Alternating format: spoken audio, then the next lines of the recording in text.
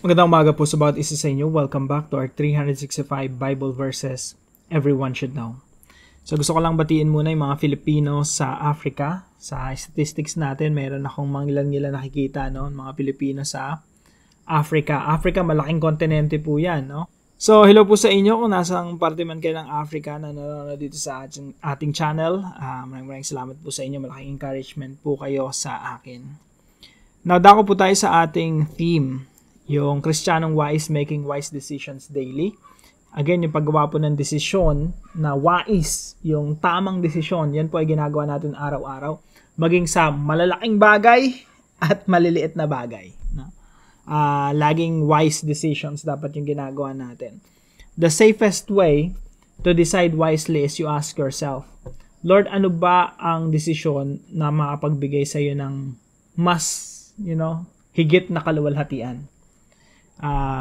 Kung anong desisyon ang magbibigay sa Panginoon ng talagang kaluwalhatian, yung malulugod ang Diyos, mapapapurihan ng Diyos. Now, dito sa Proverbs chapter 20 verse 22, masasagot din natin yung tanong natin na saan ka ba nalulugod, Panginoon? Kapag merong umaaway sa akin, gumugulo sa akin, gumagambala, umaapi. Sabi dito sa Proverbs 20:22, do not say, I will repay evil. Wait for the Lord, and He will deliver you. Huwag mong sabihin, ang masama'y aking gagantihan. May masamang ginawa sa'yo, gagawin mo din ang masama. So sabi dito sa Proverbs, sabihin yan ang plano mo. Maghintay ka sa Panginoon. That's the best way you can do. Maghintay ka sa Panginoon, at ikaw ay Kanyang tutulungan. Now, yung unang teaching po natin ngayong umaga, ito po, God is the one who brings justice and vindication. Yung Diyos po natin, siya po yung nagbibigay ng hustisya sa atin. Ikaw man ay inapi, ginawan ka ng masama, ninakawan ka, kinuhanan ka ng ari-arian, inalipusta ka, siniraan ka, tandaan mo kapatid, hindi ikaw ang gaganti. Siniraan ka, sisiraan mo din. Pinost ka sa Facebook, ipopost mo din sa Facebook, no? Yung mga ganong awayan, gantihan. Bilang isang Kristiyano, you have to recognize that God is the one who brings justice. Ang Diyos yung nagbibigay ng hustisya. Kung ginawan ka ng mali, wag mo nang gantihan. Hayaan mo ang Diyos ang gumanti para sa iyo kung yun ang desisyon ng Diyos. So, God is the one who brings justice. Pero hindi lang justice, kundi vindication. Ano ba yung vindication? Yung vindication, ito yung alam mo yung pinaglabang ka ng Diyos. Tapos pinatunayan ng Diyos na ikaw yung tama. Ikaw yung matuwid. Yun yung vindication. Halimbawa niyan si Jesus Christ. Tingnan nga natin sa 1 Timothy chapter 3 verse 16. Sabi rito, He was manifested in the flesh. Nagkatawan tao siya. Namuhay siya ng matuwid. Yung mga Pariseo, inalipusta siya. Kasi ang sinasabi niya, ito yung tama eh. Sabi ng mga Pariseo, mali ka. Si Jesus Christ, sabi niya, I'm the Son of God, no? I'm the Son of Man. Very, matinding title yon, Son of Man sa Old Testament. Maraming mga titles na sinabi ang Panginoong Jesucristo patungkol sa kanyang sarili. At pag tinignan mo yung mga sinasabi ni Jesus Christ, ang taas talaga ng position niya. Though, He's very humble. At talagang siya yung Messiah. Pero hindi siya pinaniwalaan ng maraming tao, inalipusta siya, pinapako pa siya sa krus.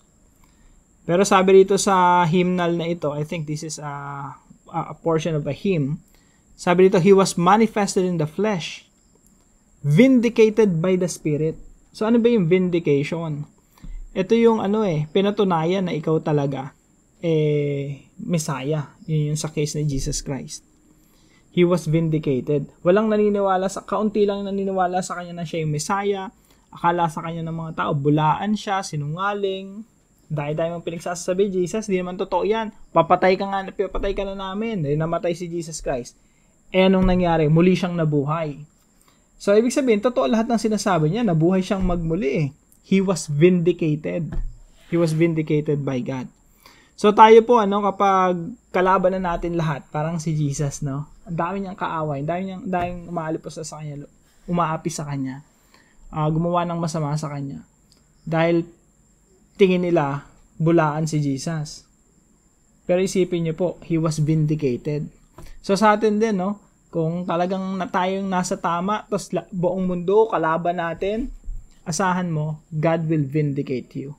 Dedepensahan ka ng Panginoon at papatunayan ng Diyos na ikaw yung nasa tama. Kung ikaw yung nasa tama. So, God is the one who brings justice and vindication. So, iwan mo yun sa Panginoon. Siya yung makapangyarihan sa lahat. Let God bring His justice. Let God bring His justice and vindicate you. Pangalawa po, seeking revenge is failing to trust God's justice and timing. Yung paghihiganti po, ito yung kawalan natin ng pagtitiwala sa hustisya ng Diyos at sa timing ng Diyos. Kapag ikaw, ginawan ka ng masama, gusto mong gumante, ibig sabihin, nawawalan tayo ng tiwala sa hustisya ng Diyos. Now, hindi ko sinasabi na na-rape yung anak mo. Huwag naman sana, sample lang. Na-rape yung anak mo, tapos huwag mo na ipaglaban sa korte. I'm not saying that. O kaya ninakawan ka, ginawan ka ng krimen, or kung ano man. Hindi ko sinasabi na wag mo labanan sa korte. Dapat nga lang labanan mo sa korte. Kasi you're also teaching that person a lesson.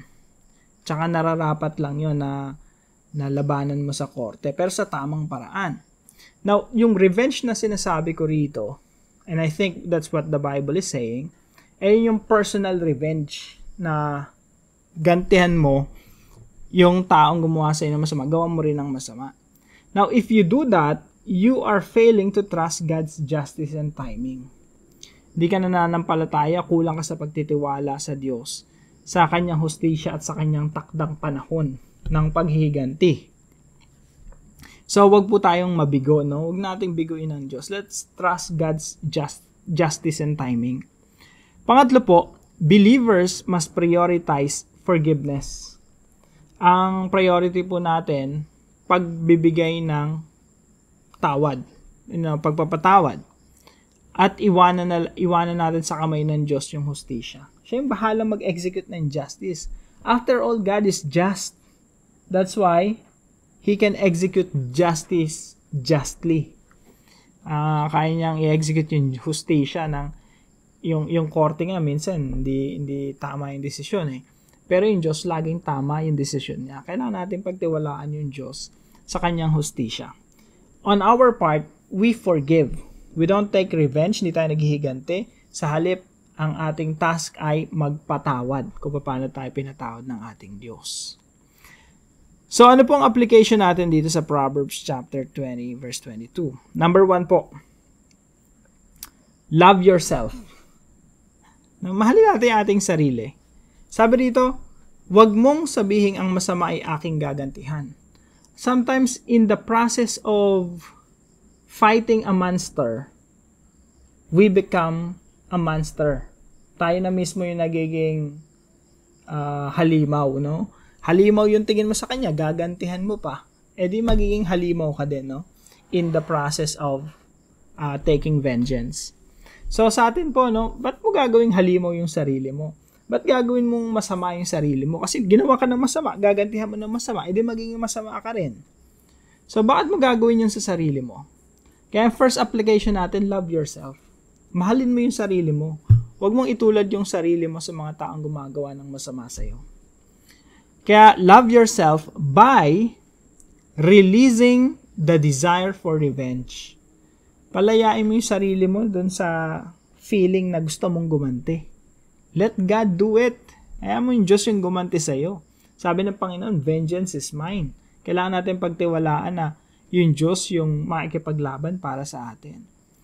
As for us, ang kailangan natin gawin, magpatawad, no? We release the desire for revenge. Yung impulse natin na pag sinapak gusto mong sapakin din, kailangan ma-release natin yung sarili natin. Hindi na kita sasapakin, bro. Sister, hindi na kita gagawa ng masama. Nire-release ko na yung sarili ko from doing that. Yan yung pagmamahal sa sarili. Tsaka isa pa mga kapatid, isipin mo pag hindi ka nagre-release ng desire, yung desire mong paghihigante, lagi mo nasa isip yun. Matutulog ka na lang, Isipin mo pa, gumante. Di ba? Nag-iisip ka pa ng, ine-entertain mo pa yung sama ng loob mo. Yung taong nakagawa ng masama sa'yo, sarap-sarap na ng tulog, ikaw, gising pa. Bakit? Hindi mo kasi nire-release yung sarili mo from taking revenge. So, mga kapatid, kaysa mapuyat ka ng mapuyat, mahalin mo yung sarili mo. Matulog ka rin ng mahimbing kung paano natutulog ng mahimbing yung gumawa ng masama sa'yo. So, love yourself by releasing the desire for revenge. Number 2 po, forgive those who wronged you. Patawarin natin yung mga gumawa ng masama sa atin. Again, that's part of loving ourselves eh. Pag nagpatawad ka kasi, yung epekto ng tao sa'yo, nawala na. Ibig sabihin, kung gusto kang saktan ng tao, tapos nasaktan ka na, pero pinatawad mo siya, hindi ka niya na pwedeng saktan. Napatawad mo na eh. Pero ang isang taong hindi mo mapatawad-patawad, hindi mo mabigyan ng kapatawaran, yung tao na yon, kahit natutulog na, sinasaktan ka pa rin. Diba? Wala talaga eh. That's it eh. Hanggat di mo napapatawad yung tao na yon, hinahayaan mo yung tao na yon, nasaktan ka ng tuloy. Pero pag napatawad mo na, hindi ka na masasaktan. Napatawad mo na eh. So, forgive those who wronged you. That's one of the ways to love yourself. Now, pangatlo po, let's trust God's timing and verdict. Pagtiwalaan natin na yung Diyos, meron siyang sariling oras, panahon, meron siyang time kung kailan niya ibibigay yung hustisya, meron time kung kailan niya ibibigay yung mercy. Teka.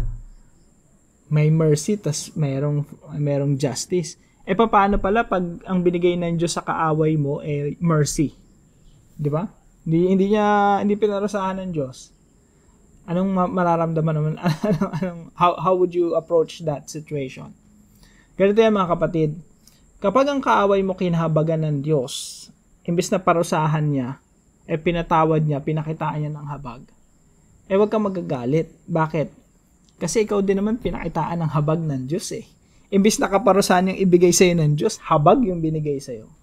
So, kapag kinhabagan ng Diyos yung kapwa mo, yung taong gumawa sa'yo ng masama, praise the Lord, no? Kasi sa atin, sa totoo lang, kapag tayo yung ginawa ng masama, ang bilis-bilis nating humingi ng hustisya. Lord, iganti mo ako. Di ba? Pag tayo yung ginawa ng masama, ang bilis humingi ng hustisya. Pero pag tayo naman nakagawa ng masama sa iba, at yung iba humihingi ng hustisya para parusahan tayo naman ang hinihingi sa Diyos awa. Diba? Totoo yan. Matinding realization yan, no? Ang bilis humingi ng hustisya pag ikaw yung ginawa ng masama, pero pag ikaw nakagawa ng masama sa kapwa mo, ang hinihingi mo sa Lord, awa. Lord, pakaawaan mo ako, no? Patawarin niyo ako, kaabagan niyo ako, huwag niyo akong parusahan. So, kung ang verdict ng Diyos, yung decision ng Diyos ay kahabagan, yung gusto niyang kahabagan, praise the Lord. Huwag mo nang isiping gumanti pa. Lalo na kung yung isang tao hindi Kristiyano, tapos naging Kristiyano, tumanggap ng habag at awa ng Diyos, praise the Lord. No? Sambahin ang pangalan ng Panginoon. So, trust God's timing and verdict kahit pa hindi ka ipaghiganti ng Diyos. No? So, ilan lang po ito sa mga application natin. Now, sa ating discussion po, why is it necessary to release forgiveness when you are hurt or wronged by other people? Bakit kailangan? Hindi it's not a matter of if Kung patatawa, hindi ganun It's necessary to forgive. Bakit? Lagyan natin dito, why? Why is it necessary to release forgiveness when you are hurt or wronged by other people? Bakit necessary siya? So, sagutin po natin ito sa ating mga discussion groups. At para naman po sa ating panalangin, ito po yung pag-pray natin. Kung meron kang sama ng loob, nasaktan ka, inapi ka, nung bata ka, naalala mo na ginawa ka ng masama ng maraming tao, sama natin ito sa ating mga panalangin. Father, help me to forgive, knowing that I've been forgiven in Christ.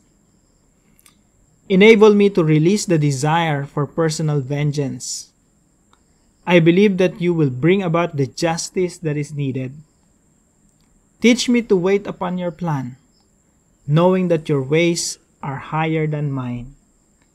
In Jesus' name, Amen. Sasama po natin ito sa ating mga panalangin at salamat po sa ating katuwang, si Ma'am Maylen. Siya po ay nasa kontinente ng Africa. No? Palain ka ng Panginoon, kapatid. At kung kayo po ay may natutunan sa devotion natin, paalam niyo po sa comment section below. And please share this devotion to your family and friends. God bless you po. Pagpalain ka ng ating Panginoon. See you po tomorrow 5 a.m. dito sa ating daily devotion.